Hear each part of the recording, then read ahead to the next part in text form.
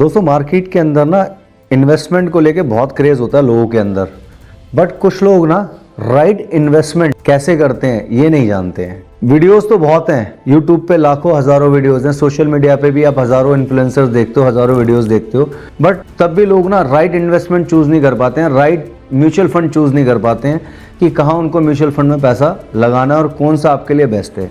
तो आज का जो टॉपिक है बहुत इंपॉर्टेंट है, how to choose the right mutual fund. ये टॉपिक मैं आज आपके लिए लेकर आया हूँ। मार्केट में हजारों म्यूचुअल फंड अवेलेबल हैं, हर जगह रिटर्न्स के नंबर दिखाए जाते हैं 20%, 25%, 30%, लेकिन सिर्फ हाई रिटर्न देखकर फंड चूज कर लेना सबसे बड़ी गलती होती है दोस्तों।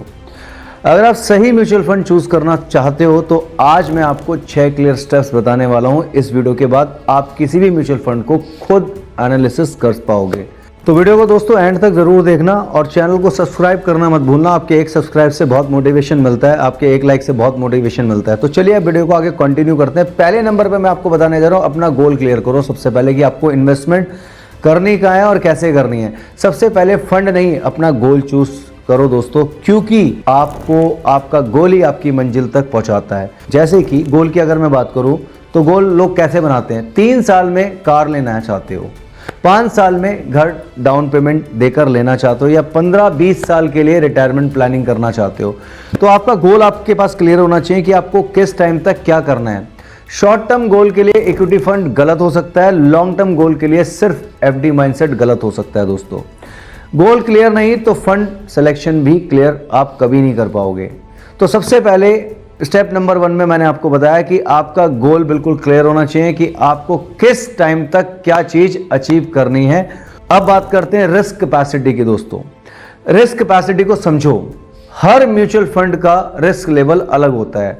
अगर मार्केट 20% गिर जाए, क्या आप पैनिक में फंड बेच दोगे या कामली इन्वेस्टेड रहोगे? अगर आप बिगिनर हो या रिस्क कम लेना चाहते हो तो लार्ज कैप या इंडेक्स फंड बेटर है आपके लिए दोस्तों। आज के डेट में ना बड़ा कंफ्यूजन है कौन कौन से फंड सेलेक्ट करें। तो अगर आपको कुछ नहीं पता ना, आपको कोई एडवाइस नहीं कर रहा, लार्ज कैप इंडेक्स फंड में डाल दो आपका पैसा ऑटोमेटिकली ग्रो होता रहेगा। अगर आप यंग हो और लॉन्ग टर्म हॉरिजन है तो फ्लेक्सी कैप या मिड कैप फंड कंसीडर कर सकते हो दोस्तों। रिस्क कैपेसिटी समझना रिटर्न देखने से ज्यादा इंपॉर्टेंट होता है दोस्तों। दूसरी बात मैंने आपको बताई है कि लार्ज कैप और इंडेक्स फंड और मिड कैप में भी आप इन्वेस्टमेंट कर सकते हो। स्टेप नंबर 3 क्या कहता है? स्टेप नंबर 3 में मैं आपको बताऊंगा कैटेगरीज पे ध्यान देना, कि कैटेगरीज पे कैसे ध्यान दिया जाता है। म्यूचुअल फंड का नाम नहीं, कैटेगरीज इंपॉर्टेंट होती है दोस्तों। जैसे कि इक्विटी फंड जो लॉन्ग टर्म ग्रोथ के लिए बेस्ट होता है, डेट फंड स्टेबिलिटी के लिए होता है, हाइब्रिड फंड बैलेंस के लिए होता है। गलती तब होती है जब लोग कैटेगरी समझे बिना इन्वेस्ट कर देते हैं। हर कैटेगरी का रोल अलग अलग होता है दोस्तों पोर्टफोलियो के अंदर। तो आपको सबसे पहले कैटेगरी भी चेक करनी है, चेक करने के बाद ही इन्वेस्टमेंट डालनी है। चौथे नंबर पे आपको बताऊंगा पास्ट परफॉर्मेंस को सही तरीके से कैसे देखा जाए और उसके रिसर्च के बिहाफ पर आप आगे का डिसीजन कैसे ले सकते हो। सिर्फ 1 साल का रिटर्न देखना गलत है। अक्सर लोग 6 महीने का और 1 साल का रिटर्न देखते हैं, 30-35% दिखता है किसी फंड का तो उठा के उसमें पैसा डाल देते हैं। पिछले अगर मैं 1.5-2 साल की बात करूं तो स्मॉल कैप ने और मिड कैप ने सबसे कम रिटर्न दिए हैं। वही अगर मैं 10 साल पुरानी बात करूं तो स्मॉल कैप ने सबसे ज्यादा रिटर्न दिए हैं। 30 साल का परफॉर्मेंस, 5 साल का परफॉर्मेंस, मार्केट क्रैश के टाइम फंड ने कैसा परफॉर्मेंस किया। तो दोस्तों कंसिस्टेंसी इंपॉर्टेंट है, सिर्फ हाई रिटर्न नहीं। ये देखना है कि आप किस फंड ने लॉन्ग टर्म में आपको क्या बना के दिया है। अगर फंड हर साल बेंचमार्क को बीट कर रहा है तो वो स्ट्रॉन्ग सिग्नल नहीं है। 5वें नंबर पे बात करते हैं एक्सपेंस रेशियो कैसे चेक करते हैं। अगर आपको एक्सपेंस रेशियो चेक करना आता है तो आपको क्या बेनिफिट मिलेगा।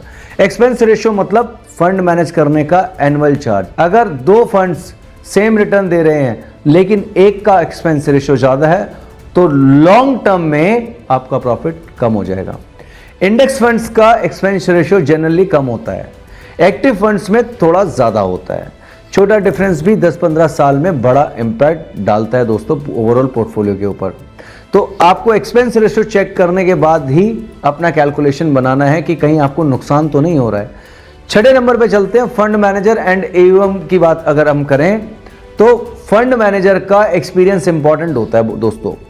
चेक करो कि वो कितने टाइम से फंड मैनेज कर रहा है आपका। यानी कि AUM। AUM का मतलब होता है एसेट अंडर मैनेजमेंट। बहुत छोटा फंड रिस्की हो सकता है, बहुत बड़ा फंड कभी कभी फ्लेक्सिबल नहीं होता। सो दोस्तों, बैलेंस साइज और एक्सपीरियंस मैनेजमेंट हमेशा से बेटर होता है। अब एक इंपॉर्टेंट बात, परफेक्ट म्यूचुअल फंड एग्जिट नहीं करता। राइट म्यूचुअल फंड वो होता है जो आपके गोल के अकॉर्डिंग हो, आपके रिस्क लेवल के अकॉर्डिंग हो, लॉन्ग टर्म में कंसिस्टेंट हो। म्यूचुअल फंड सिलेक्शन कोई रेस नहीं है, ये एक सोची समझी प्लानिंग है दोस्तों। आपको 10-15 फंड्स लेने की जरूरत नहीं है, 2 से 4 स्ट्रॉन्ग फंड्स इनफ होते हैं एक सॉलिड पोर्टफोलियो के लिए। और सबसे इंपॉर्टेंट, इन्वेस्ट करने के बाद पेशेंस रखो।